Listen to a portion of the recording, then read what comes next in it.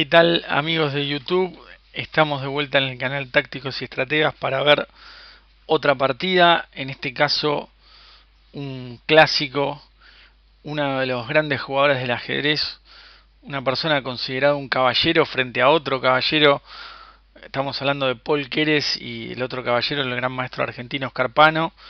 Y Paul Keres es considerado el campeón sin corona, un grande de la historia del ajedrez soviético que ganó innumerables torneos, inclusive ganó torneos delante de Capablanca y Alekhine, que son dos íconos de todo el ajedrez, y que bueno, no llegó a campeón mundial, pero se lo estuvo disputando muchísimas veces con Botvinnik, con Smyslov, con Petrosian, y se lo considera un grande. Inclusive en Estonia tiene un monumento en su nombre, ¿no? Estonia, en Tallinn, que es su capital, donde naciera justamente Paul Keres.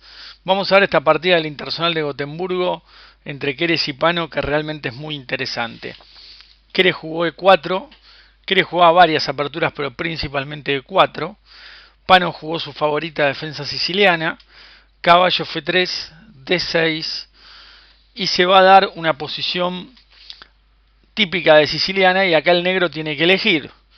Ustedes saben que se puede elegir la dragón con G6, la Scheveningen o Schweningen con E6, la clásica o de los dos caballos con caballo C6 y la Najdorf con A6 como las cuatro vertientes principales en esta posición.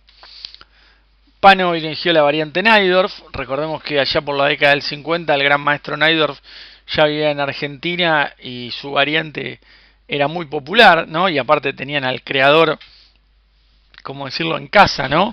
En la República Argentina, para entender las ideas de la posición con él.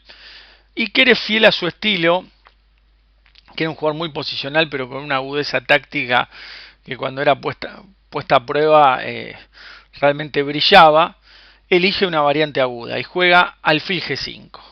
Acá el blanco tiene otras opciones, pero alfil G5 es una de las más agresivas.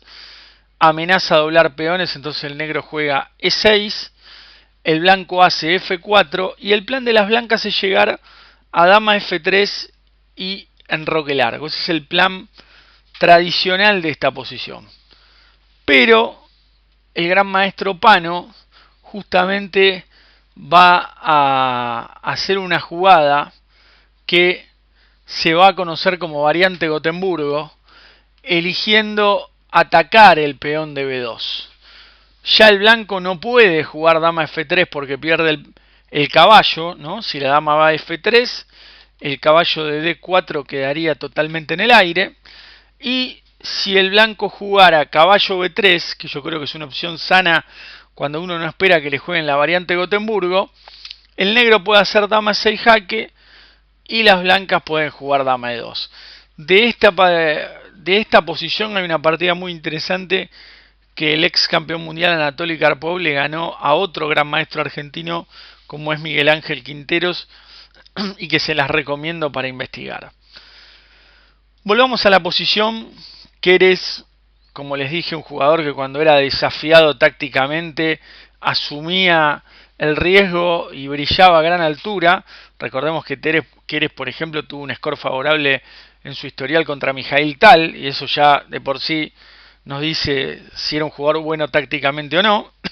Y acá eligió la jugada dama de 2. Aquí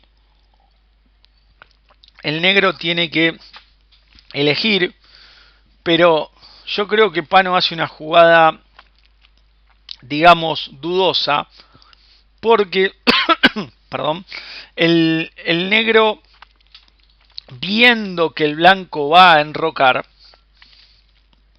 debería comer dama por B2,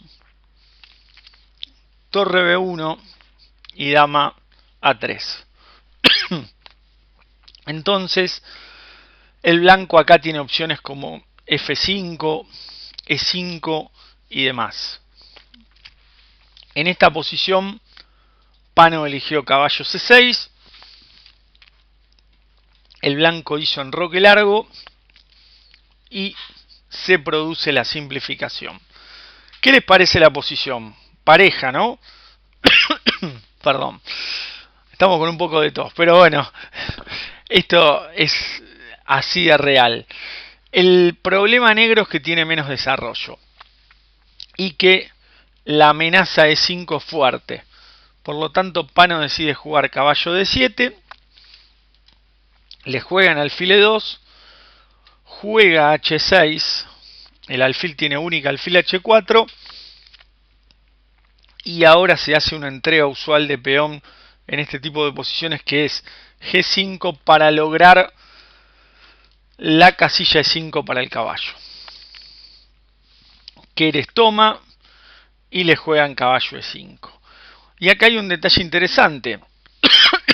Si el blanco juega G por H6, le comen con jaque, y cuando se va le hacen alfil E3, y digamos que el blanco tiene algún problema que puede llegar a solucionar con alfil F6, pero realmente ya esto es una situación de emergencia que no es conveniente para las blancas, porque de milagro están salvando el material. Entonces Keres prefiere jugar caballo A4, aprovechando las debilidades que ahora dejó el caballo, y el negro utiliza alfil E7 haciendo una clavada sobre el peón de G5, dado que está el alfil de H4 en el aire. Quiere jugar caballo B6, torre B8 obligada, y ahora alfil G3. Probablemente alfil por G5 no sea una opción agradable, porque el blanco se va con el rey, y cuando el alfil, vuelve a E7, el blanco juega C4 y mantiene un buen dominio en el centro, un caballo molesto y presión en la diagonal. Entonces Pano prefiere jugar H por G5.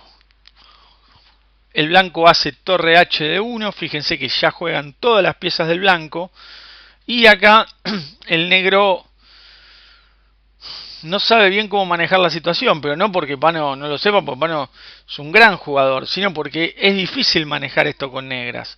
Entonces decide reforzar el caballo de 5, tal vez para jugar rey F7, aunque le va a costar sacar este alfil. Keres hace C4 justamente, porque si el negro osara jugar alfil de 7, la jugada C5 es muy fuerte. Pano decide enrocar para ver si poniendo en juego la torre puede reorganizar su juego. Y ahora Keres hace una jugada muy, digamos, de gran maestro, que es torre de 2, porque la idea es romper con C5, pero le estaban comiendo y le tocaban la torre de D4. Ahora puede entregar el peón en C5 y no le están comiendo la torre. Es una jugada profundísima, ¿no?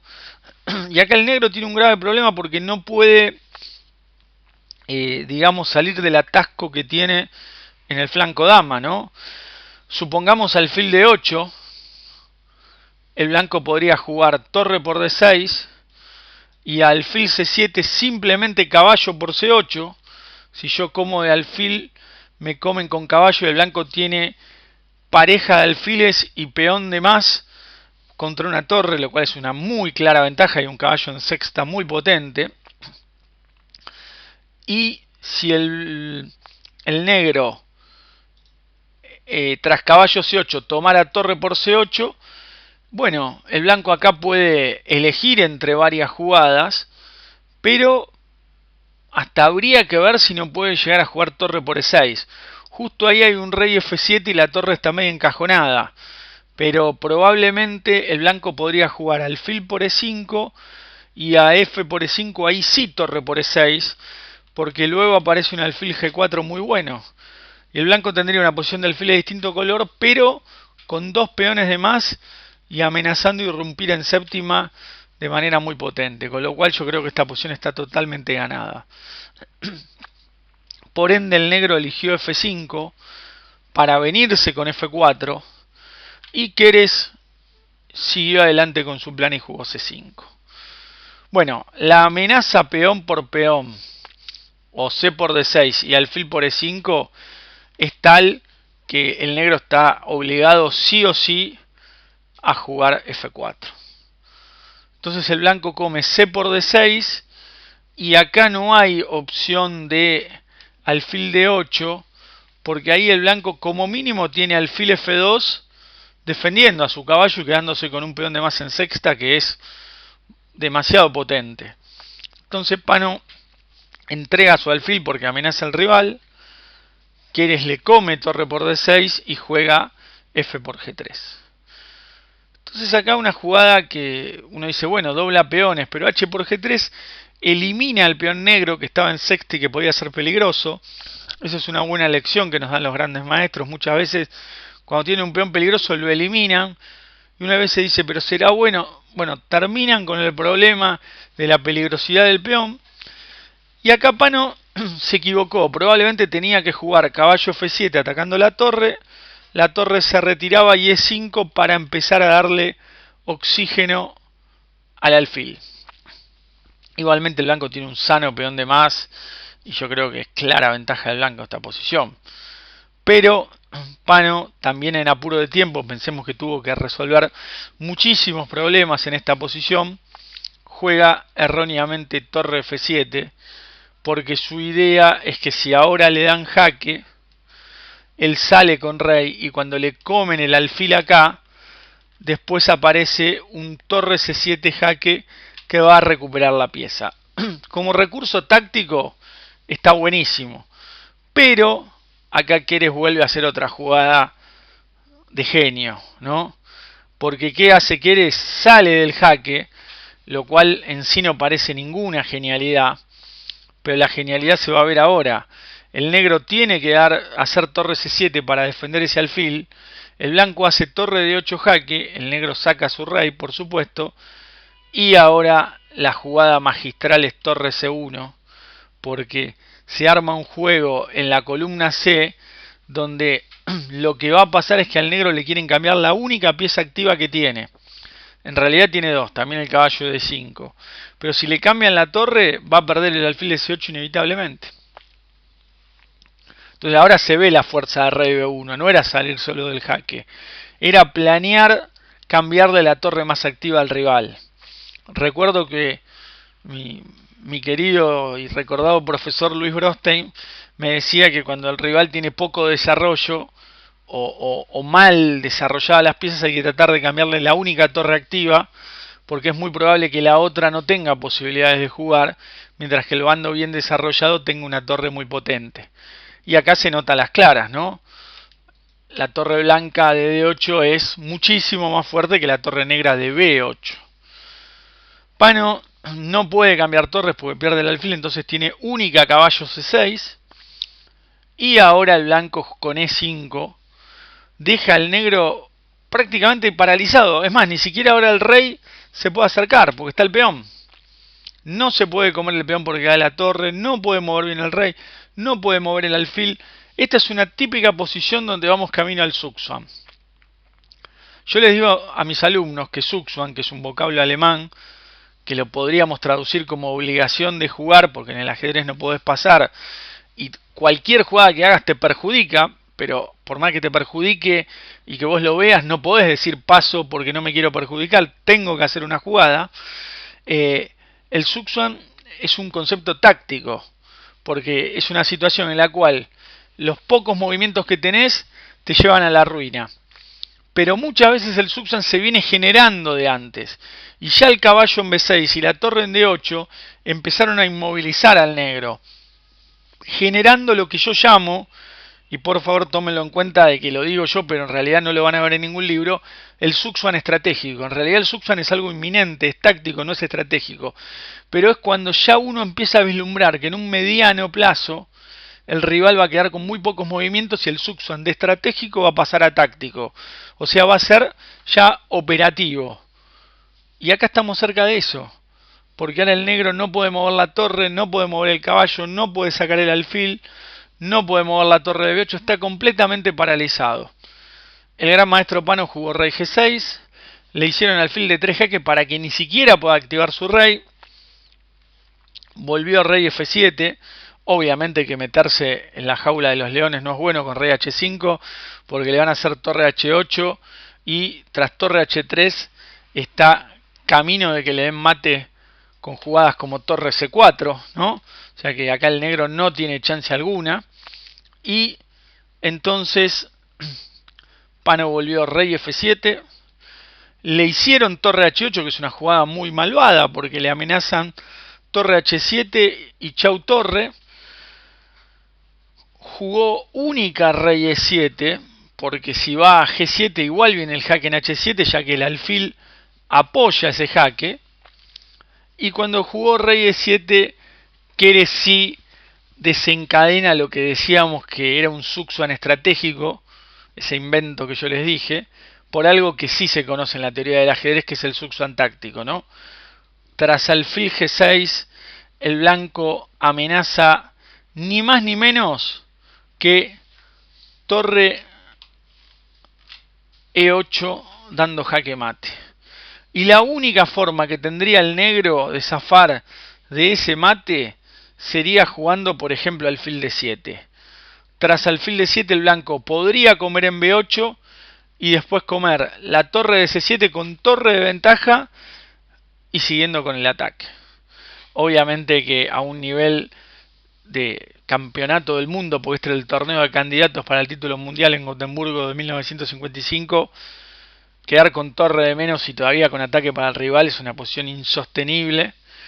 Y el gran maestro argentino, nuestro querido maestro de maestros, Oscar Pano, tuvo que abandonar porque no hay salvación ninguna, ¿no? Pero quise traer esta partida para que compartamos, porque yo y muchos de ustedes seguramente saben lo que es Pano, un jugador que le ha ganado a Spassky, que ha sido campeón mundial juvenil, que ha hecho tablas o ganado con los grandes jugadores de todos los tiempos, y verlo perder así tan fácilmente en 30 jugadas demuestra el talento que tenía el rival que estaba del otro lado del tablero, ¿no? No cualquiera le podía ganar a Pano de esta manera, y Keres demostró en esta partida, como muchas otras, todo el talento que tuvo y que lo hacen que lo recordemos aún ya a más de 40 años de su muerte, ¿no? Un jugador excepcional y que pasó a la historia pese a no haber logrado el campeonato mundial, pero muchos jugadores soviéticos lo consideraron el mejor jugador de todos.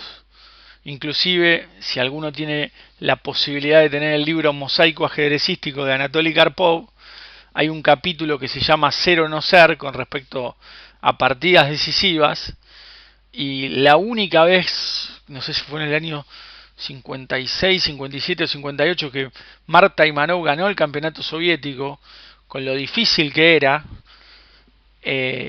cuando bajó del escenario estaban todas las grandes figuras del ajedrez soviético, y al primero que fue le fue a consultar si realmente creía que él podía ser campeón soviético por encima de Botvinnik, de Smyslov, de Petrosian y de tantos otros, fue a Paul Keres. Y eso es una demostración más de lo que Keres significaba para todos los jugadores soviéticos. Creo que esta partida la teníamos que ver, y que es una muy bonita definición de Suxuan en muy pocas jugadas, y que demuestra cómo aún sin damas se puede atacar igual, y cómo muchas veces la falta de coordinación de las piezas es un elemento fatal que un buen rival lo puede aprovechar de manera convincente. Espero les haya gustado este video. Como siempre, los esperamos en el próximo video de Tácticos y Estrategas. Quedamos a disposición de cualquier consulta, cualquier cuestión que nos quieran hacer, y sobre todo, bueno, mandarles un abrazo y esperarlos en la próxima. Les habló Alejo de Dovitis desde Buenos Aires, Argentina. Gracias y nos estamos viendo.